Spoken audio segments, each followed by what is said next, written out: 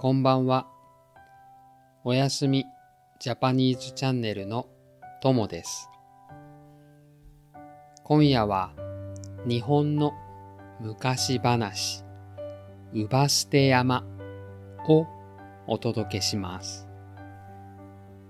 この国には恐ろしく悲しい決まりがありました。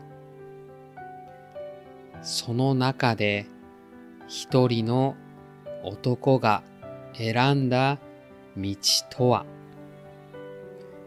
それではゆっくりお聞きください。うばすて山。昔々ある国に悲しい決まりがありました。それは60歳になった親を山に捨てることです。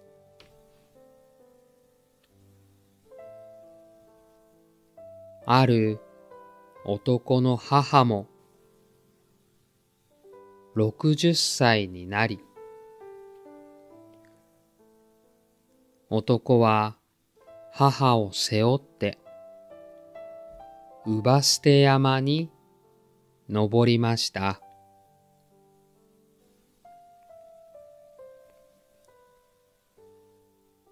山の上に着いたとき、母は優しい顔で言いました。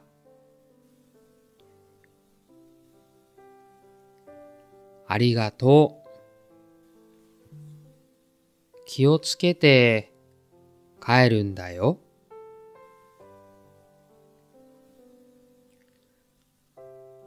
男は心の中で悲しさと怒りと虚しさがこみ上げました。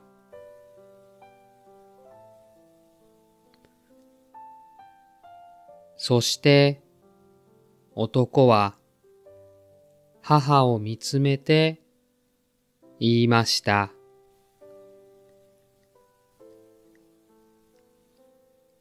やはり私には母を捨てることなどできない。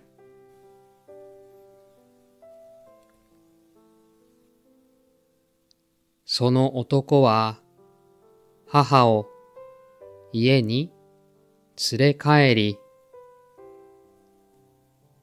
家の床下で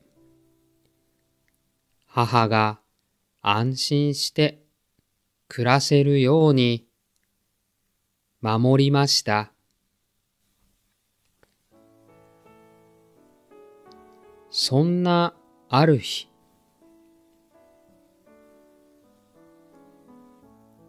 男の住む国は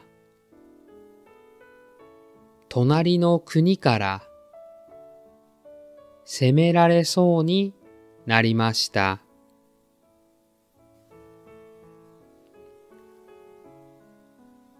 隣の国のお殿様は言いました。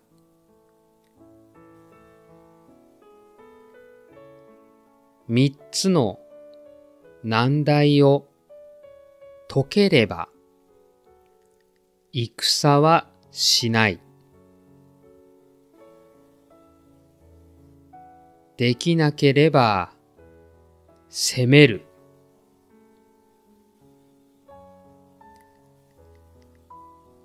1つ目の難題は、灰で縄を作れというものでした。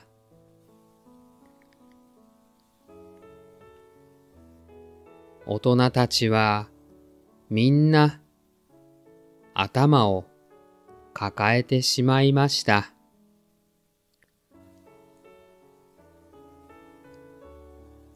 男が家に帰り、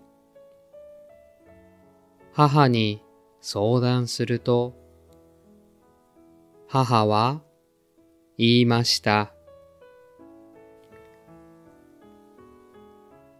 縄を塩水に浸してから火に入れなさい。燃えた後には灰の形が縄のように残ります。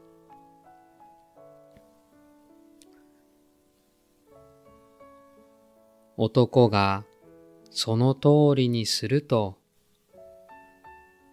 見事に灰の縄ができました。さらに二つ目、三つ目の難題も母の知恵で見事に答えることができました。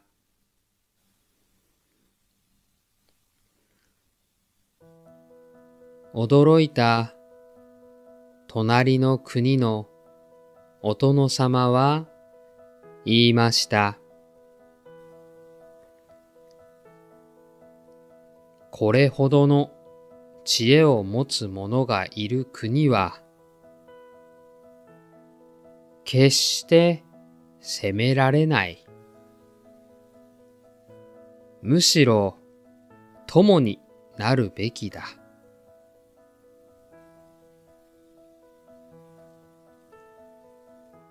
こうして戦はなくなり、国は救われ、豊かになりました。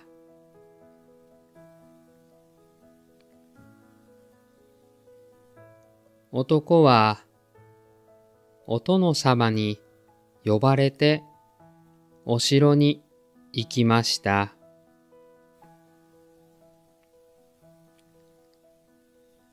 お殿様は言いました。難題を解き、国を救ったあなたへご褒美をあげたい。望みは何でも言うがよい。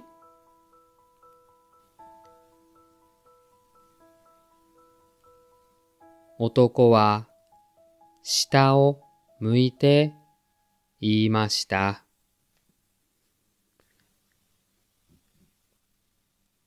実は母を捨てきれず、床下で隠して生活をしていました。そしてこの難題はすべて母の知恵で乗り切ることができました。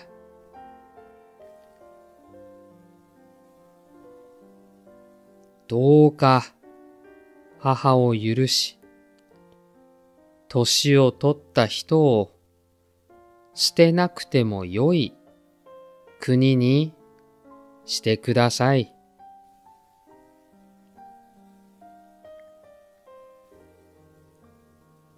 お殿様は深くうなずきました。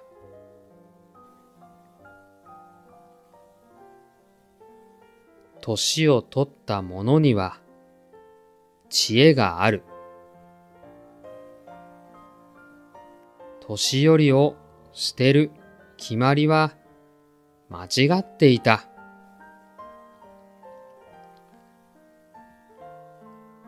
その決まりは撤廃する。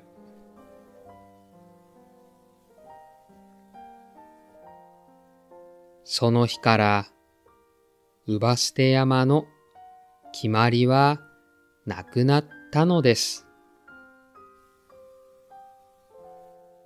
年を取った人も、若い人も、力を合わせて幸せに暮らしました。おしまい。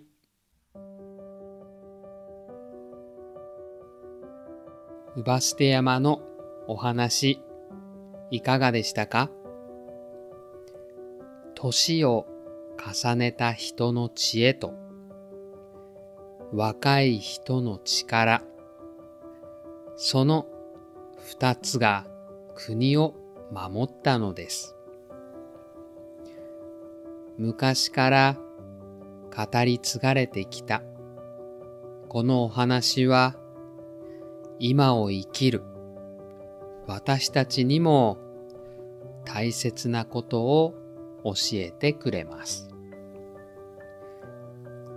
ちなみに、この決まりのようなことを日本語で習わしとも言います。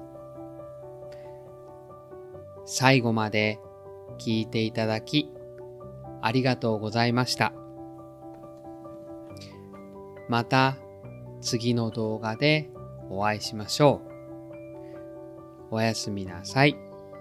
いい夢を。